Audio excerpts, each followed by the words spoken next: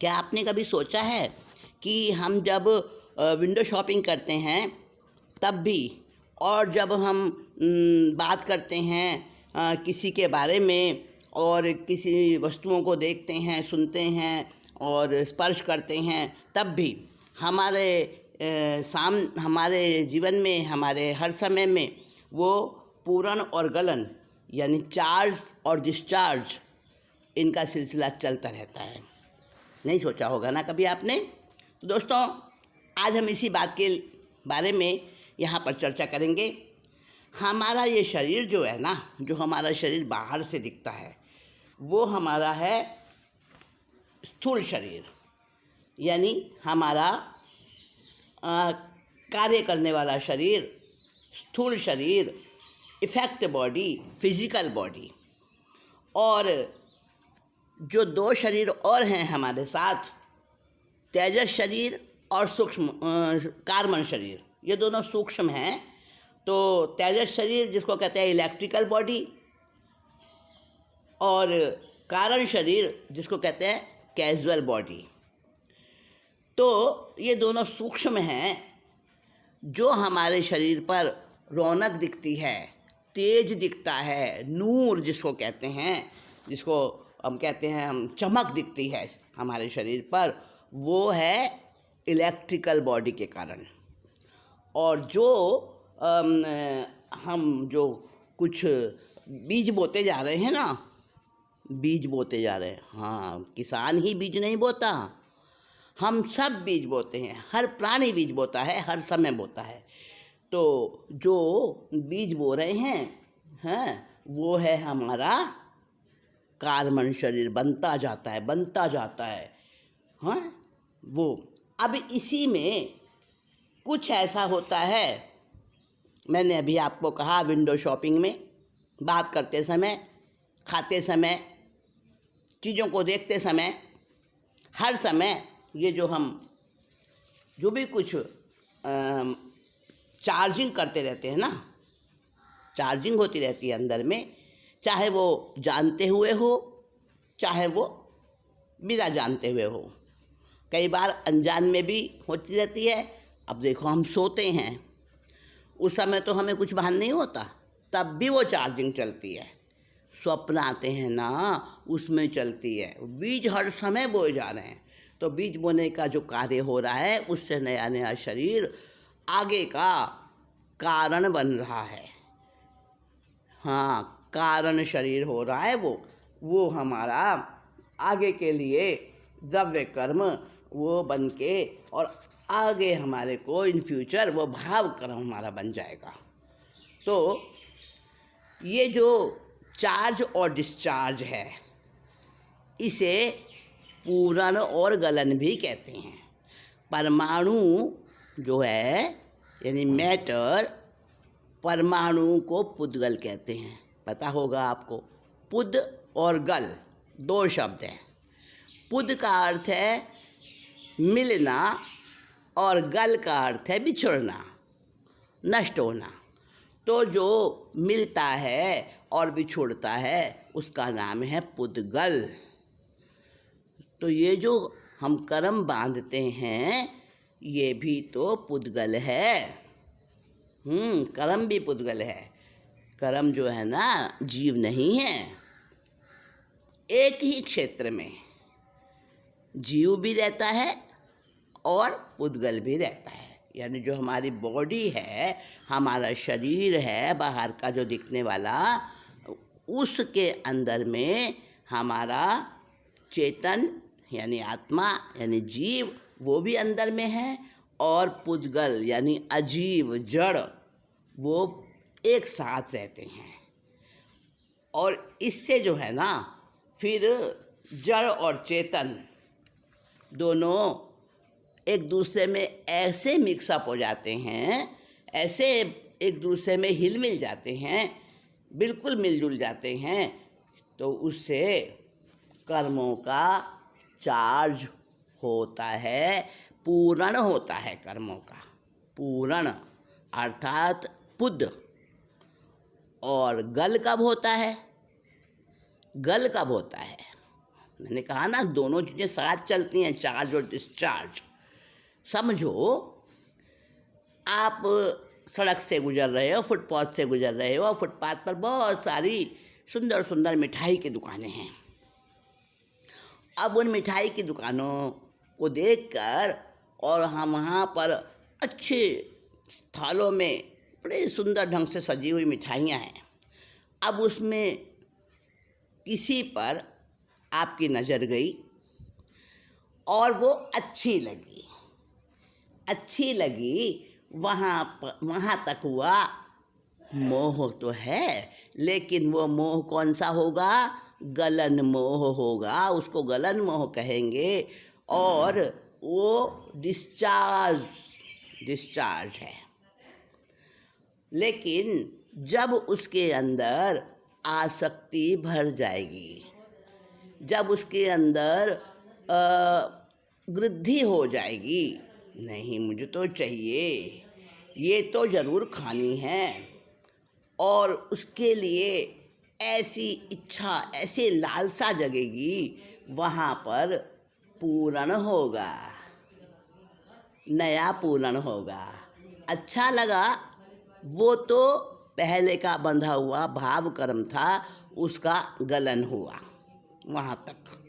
और जब उसमें वृद्धि हुई, उसमें आसक्ति हुई, उसमें मोह बढ़ा और राग उसमें ज़्यादा से ज़्यादा होकर और उसको लेने की लालसा बनी, तुरंत उसको चार्ज हो गया। वहाँ पर डिस्चार्ज जो हुआ था ना, वो नया चार्ज हो गया।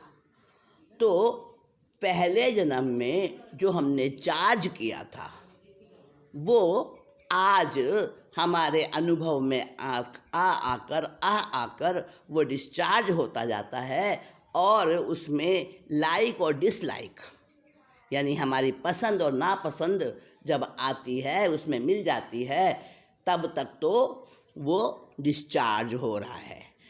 और उसके बाद जब उसमें हमारा राग जुड़ता है या द्वेष जुड़ता है, अच्छा लगना ना लगना जब गहरा हो जाता है, तब उसकी वो हमारा चार्ज हो जाता है, वो भाव कर्म बन जाता है, वो पूर्ण हो जाता है, पूर्ण मोह कहते हैं उसको। और इसको ऐसे समझें कि पहले के जो बंधे हुए कर्म हैं, भाव कर्म, वो है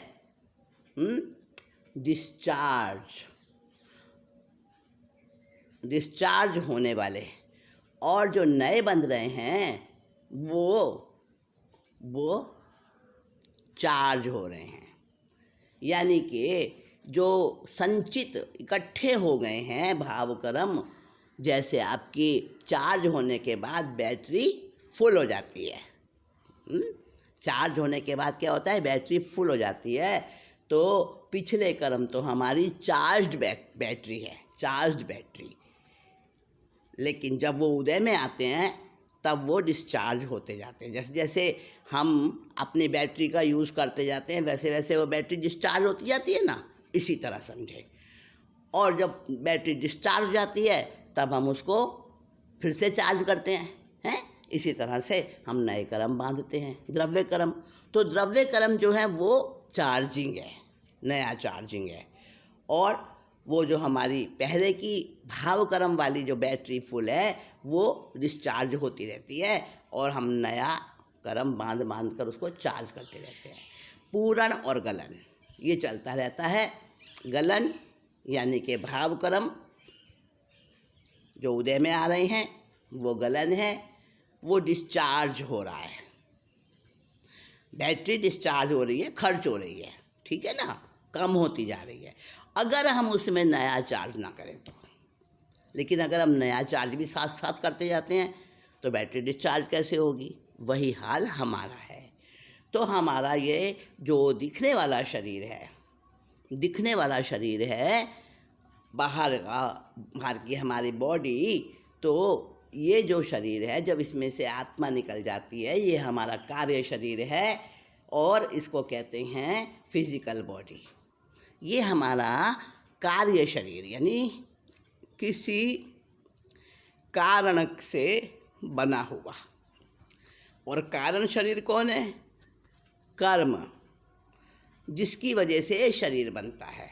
ऐसे समझें, हम अभी मनुष्य हैं और कोई मनुष्य है और वो मर गया, उसके शरीर में से, स्थूल शरीर में से, फिजिकल बॉडी में से आत्मा निकल गई है।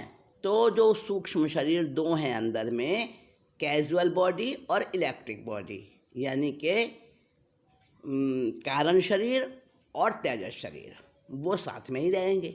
वो तो मृत्यु तक साथ में ही रहते हैं, मोक्ष तक। तो मृत्यु के समय भी वो शरीर साथ में रहते हैं। तो हमारी जो ये विजिबल बॉडी है, यानी जो हमारा शरीर है बाहर का जो दिखता है, वो तो यहीं पड़ा रहता है।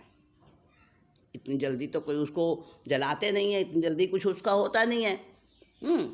और वो जो दोनों शरीर, सूक्ष्म शरीर अंदर में थे ना, वो निकल जाते हैं, सूक्ष्म में अदृश्य होते हैं, वो दिखते नहीं हैं।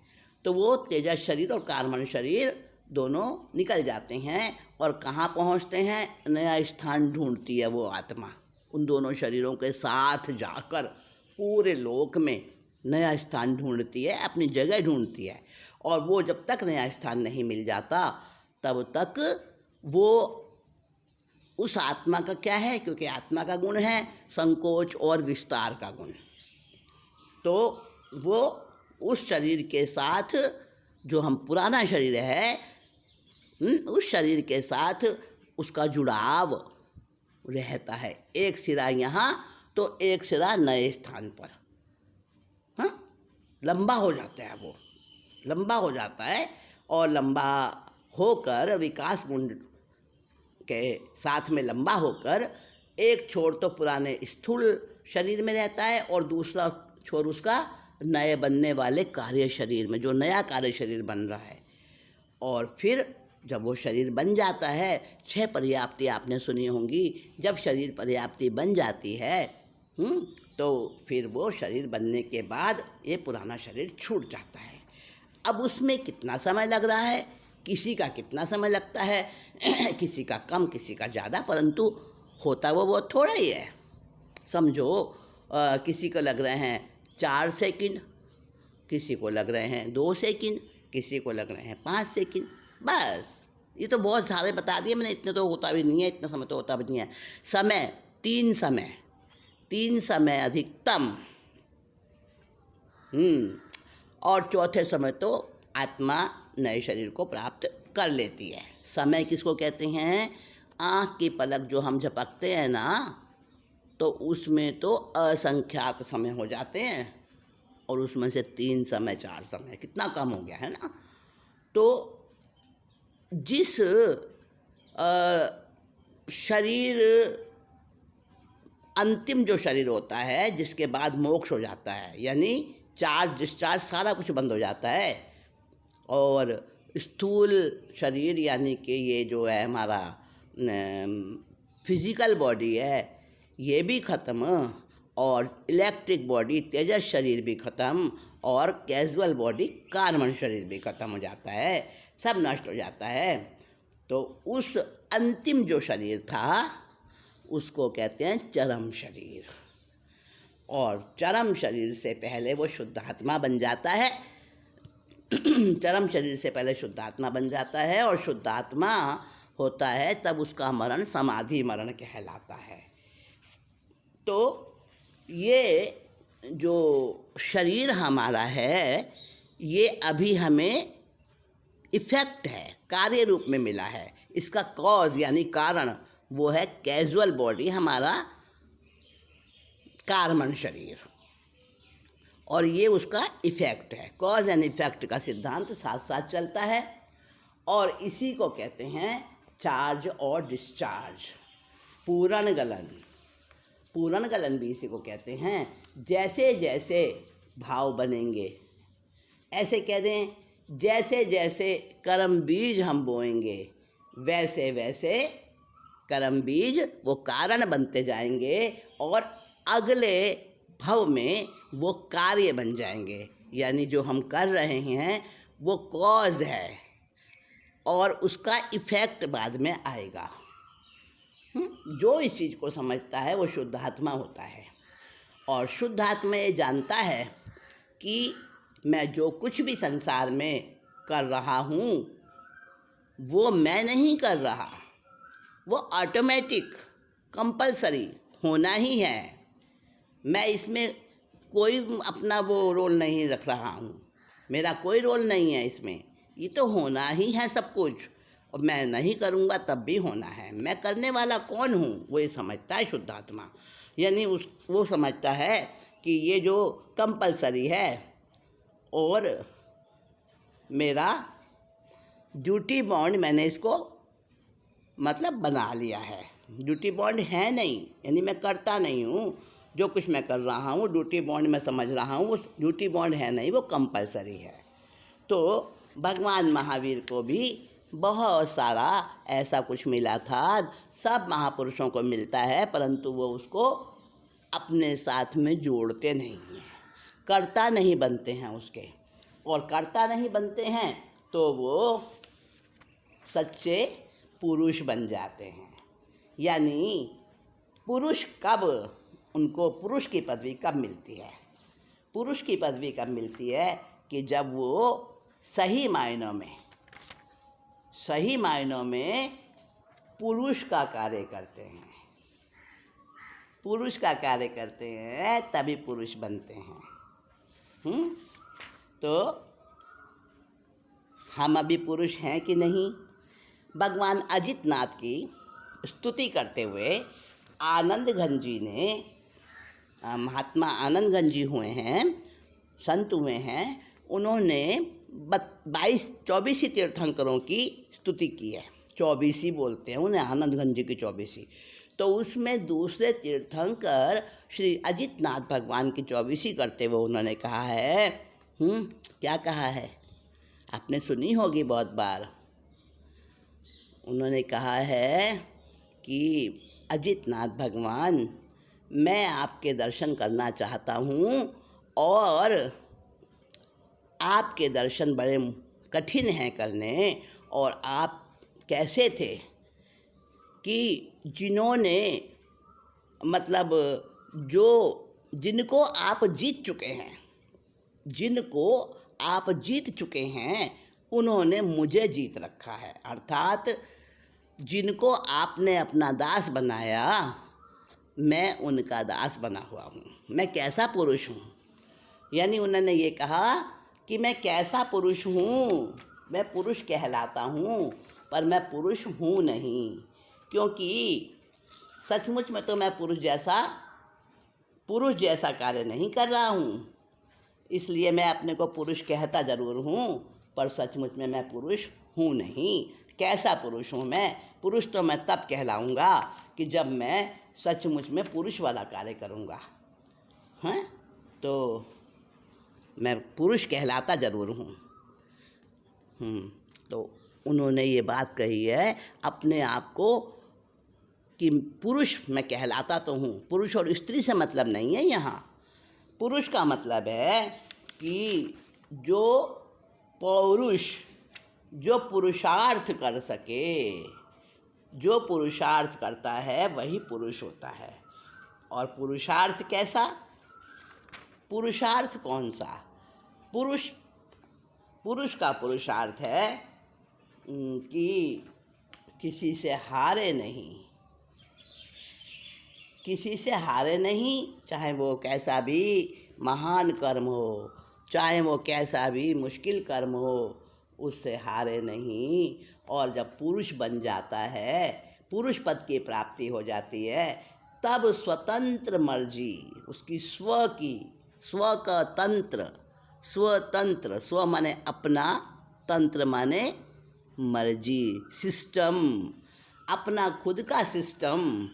यानी संसार में जो कुछ है वो कंपलसरी ऑटोमेटिक हो रहा है, उसको वो अपना मैं करने वाला, हाँ मैं करूँगा वही होगा, मैं करने वाला नहीं। वो तो हो गया अहंकार, कर्तापने का अहंकार। उस वक्त पुरुष बनने के बाद उसकी क्या भावना हो जाती है, क्या उसकी समझ हो जाती है कि मैं करूँगा वही होगा संसार में। अहंकार से नहीं, अपने समझ से, स्वतंत्र अपनी मर्जी की ज्ञानी पुरुष की कृपा से उसका अहंकार निर्जीव अहंकार हो जाता है और वह पुरुष होने के बाद रियल पुरुषार्थ की शुरुआत हो सकती है।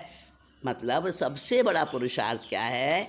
अपने आप में रहना, अपने इस दिखने वाले शरीर यानी जो हमारी ये दिखने वाली बाहर दिखने वाली बॉडी है जिसको हम कहते हैं विजिबल फिजिकल बॉडी, तो जब ये इलेक्ट्रिक बॉडी और कैजुअल बॉडी से प्रभावित ना हो, यानी हमारा चार्ज और डिस्चार्ज सब हमारी मर्जी से हो, वो पुरुष जीवन भी मरण भी